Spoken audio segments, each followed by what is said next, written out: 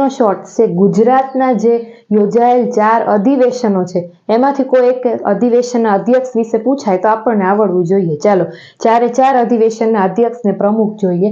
સૌથી પહેલું પ્રથમ અધિવેશન તો કે અમદાવાદ અધિવેશન 1902 એ 18મું અધિવેશન હતું। એના અધ્યક્ષ કોણ હતા તો કે સુરેન્દ્રનાથ બેનર્જી। મહાસચિવ કોણ હતા તો કે દિનશા વાછા અને એના સ્વાગત સમિતિના પ્રમુખ કોણ હતા તો કે અંબાલાલ દેસાઈ।